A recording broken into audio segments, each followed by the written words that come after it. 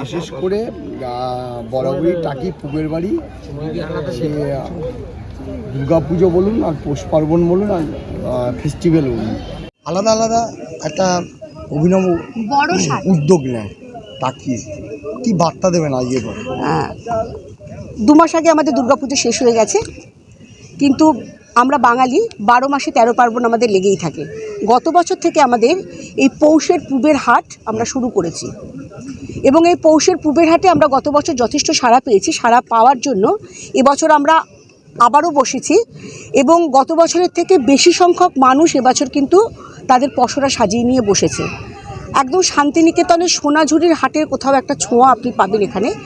এবং সবথেকে বড় কথা হচ্ছে যে এখানকার যে সমস্ত জিনিসগুলো আপনারা দেখছেন প্রত্যেকটা কিন্তু হাতে তৈরি, এরকম কোনোটা নয় যে কোনোটা বাইরে থেকে কিনে এনে তৈরি করা দেওয়া হচ্ছে সেরকম কিছু পরিবেশ বান্ধব নাকি? হ্যাঁ, এবং সবথেকে বড় কথা হচ্ছে এই যে গুড় দেখছেন, এই যে চকলেট দেখছেন, এই যে আপনি চা দেখছেন, এবং সবটা আপনার সামনে বানিয়ে দিচ্ছে। এবং চকলেট যেগুলো বিক্রি হচ্ছে সেগুলো বা পিঠে টিঠে সমস্ত কিন্তু প্রিজারভেটিভ ছাড়া। এবং যারা জুয়েলারি তৈরি করছে তারাও কিন্তু নিজেদের হাতে তৈরি জুয়েলারি করছে, মানে এরম না যে রেডিমেড কিনে এনে করছে। তার মানে আপনি সোনাঝুরির হাটের কোথাও একটা ছোঁয়া পাচ্ছেন। এবং 25শে ডিসেম্বর থেকে, মানে আজকে থেকে 1 জানুয়ারি অবধি চলবে আমাদের এই মেলাটা। এবং তারপরে প্রত্যেক শনি রবি এবং ছুটির দিনগুলোতে আমরা এখানে থাকবো।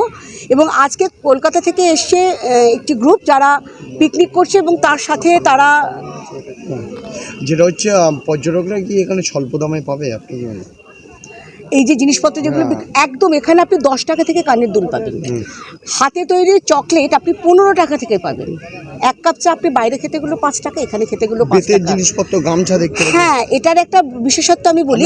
গামছা আছে, হ্যাঁ একদম।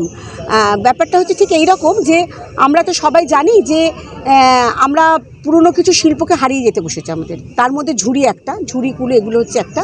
তো আপনারা খেয়াল করেছেন চারিদিকে কিন্তু আমাদের ঝুড়ি দিয়ে ডেকোরেশন করা আছে। সেই ঝুড়ি কিন্তু এই দিদির থেকেই নেওয়া। হ্যাঁ, এবং সেই ঝুড়ি ওই দিদির থেকেই নেওয়া। এবং দিদিকে গত বছর এসে আমাকে অনেকে বলেছেন যে এই ঝুড়ি আমরা কিনতে চাই, কি করে পাবো? তো সেই জন্য আমরা ঝুড়ি দিদিকেও বসিয়েছি, তারও পসরা সাজিয়ে নিয়ে। এবং এখানে যা দেখছেন প্রত্যেকটা জিনিস, গামছা দেখুন, টাকির গামছা তো বিখ্যাত, এটার তো কোনো বিকল্প হয় না। আর আজকে আমার গলায় দেখছেন কসবা নবদিগন্তের গোধূলি, এটা আমার নিজের গ্রুপ। আজকে ওরা পিকনিক করতে এসছে এবং এখানে একটা ছোট্ট অনুষ্ঠানের মধ্যে দিয়ে আমরা পুবের হাটের সূচনা করেছি। তো আমি সব মানুষের কাছে বার্তা দেব যে সব কিছু ঘোরার মাঝখানে একদিন যদি টাকিতে এসে আপনারা এই পৌষের পুবের হাট দেখে যান, আপনাদের ভালো লাগবে। সবাই তো শান্তিনিকেতনে যেতে পারে না, তো শান্তিনিকেতনে যেতে না পারার জন্য মানুষের ওই একটা আফসোস থেকে যায় যে শান্তিনিকেতন অনেকটা দূর। কিন্তু পৌষের পুবের হাটে আসলে আপনি সেই গন্ধটা পাবেন, সেই মাটির সোদা গন্ধটা আপনি পাবেন। এবং সঙ্গে ঠাকুর দালানে মা সারা বছর অধিষ্ঠান করেন, এটাও কিন্তু একটা পর্যটকদের বড় পাওনা। ম্যাডাম, পরবর্তীকালে এই পুবের হাটকে কি আরও প্রগতির কথা ভাবছেন আপনারা? একদম, মানে আমি যখন প্রথম শুরু করেছিলাম তখন 2 জনকে দিয়ে শুরু করেছিলাম। আজকে সেখানে দেখতে পাচ্ছেন অনেক মানুষ এখানে যোগ দিয়েছে।